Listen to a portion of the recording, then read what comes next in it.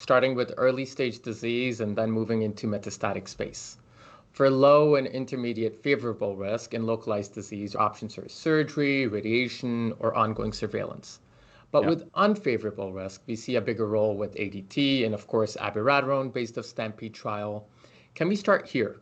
Your treatment paradigm in early stage, who gets abiraterone? What kind of benefit are we buying for these patients?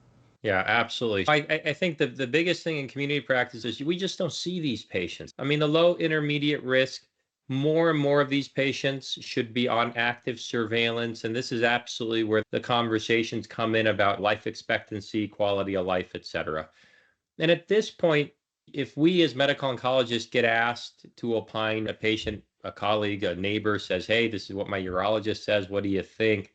The answer is absolutely. The data around active surveillance is very, very strong, right? It works. The proportion of men on active surveillance who end up dying of prostate cancer is 1% or less, right? But emphasizing active, right? As long as you stick with the surveillance schedule, you keep an eye on it, you don't just ignore it, it can absolutely be caught before it turns bad.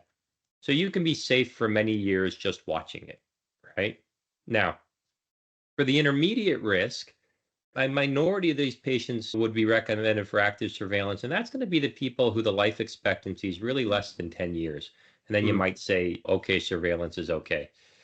But otherwise, intermediate risk is your Gleason 7, PSA less than 10, localized disease T3 or less. Then you'd say, all right, we can go ahead and we would consider treatment, whether radiation or surgery. And then United States, mostly the difference between radiation and surgery comes down to the age of the patient more than anything else. I think patients should go ahead and hear from rad onc and urology and just decide what appeals to them more.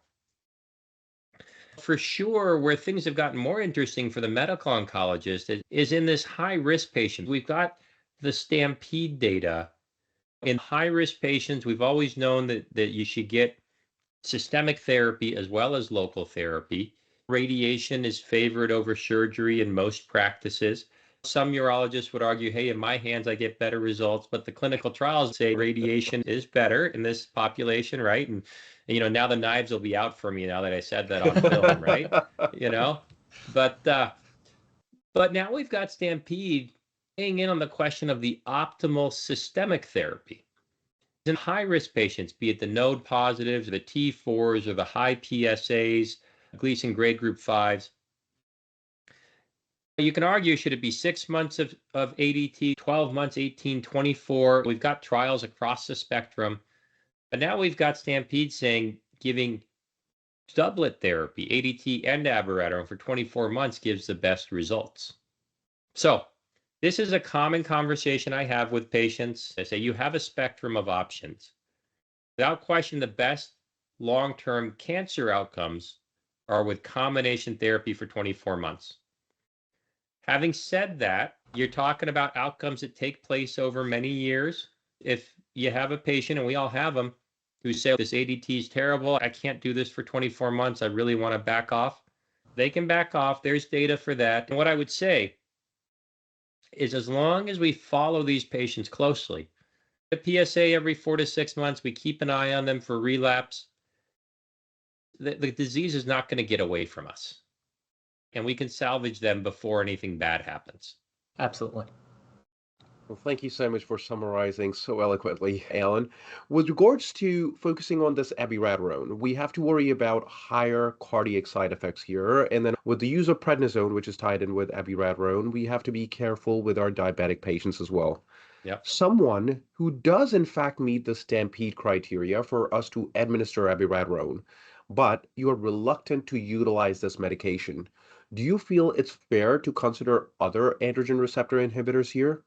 Yeah. Yeah. No, it's a totally fair question because across the other disease states, right? Metastatic, non-metastatic, all these different spaces where we've used the ARPs, as we call them now, the androgen Right, receptor pathway inhibitors, right? There's a lot of interchangeability. There's right. only slight differences in outcomes. So in terms of oncological outcomes, I think you probably get very similar results amongst the various RPs. Having said that, from a purist perspective of the clinical trial data, and what's within guidelines and what's approved by insurance, it's really just abiraterone in this space, right? And, going back to what I was just saying about 6 months of just ADT monotherapy is an option. I think if you're really worried about cardiac outcomes, that's the patient where you're just going to give a shorter duration of ADT and not even do the doublet. And remember, prostate cancer, right? A disease of older men, the majority of men with prostate cancer have a major cardiovascular risk factor. I mean, that's been well validated in multiple data sets, right? Real world data sets. Yep. So probably the reflex should be, why, if a man doesn't already have a cardiologist, I have to justify to myself why I'm not getting cardiology involved. Is this the rare man who doesn't need cardiology? I'm doing cardiac screening on most of my prostate patients. Absolutely. And again, before we get too much into our discussion, either through urology or radiation oncology, or even us as medical oncologists, we've ordered a PET PSMA by now, and a lot of these patients, Alan, are getting upstaged. Yeah. Can you touch on when and where should we rely on PET PSMA versus our conventional CT modalities when it comes to prostate cancer? Yeah. No, it's a central problem in the field right now.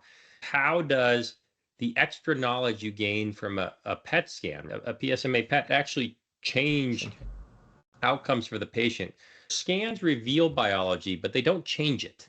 Just because you saw 2 more lesions with the PET, the reality for the patient has not changed one bit. The biology is the same as it always was.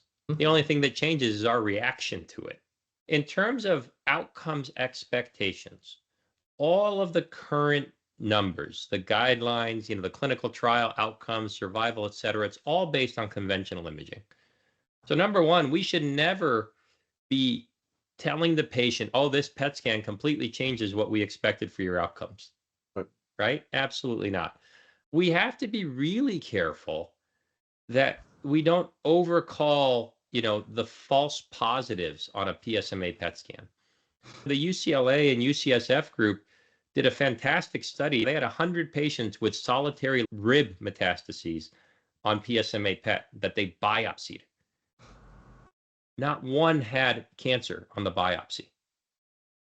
Solitary rib mets are not cancer. They're false positives. It makes the difference in whether or not you treat a patient with curative intent. We also have to recognize it depends on how comfortable your local radiologist is reading these scans. How many do they really read a year, right? So really, I'd caution people to be careful. It's nevertheless useful. The reality is we're ordering the PET scans all the time. But again, just don't overinterpret. And in terms of upstaging, I say staging should always be based on conventional imaging. When I'm distinguishing between metastatic and non-metastatic, between high-risk metastatic and low-risk, like we'll talk about for the CSPC patients, I always do that based upon the conventional imaging.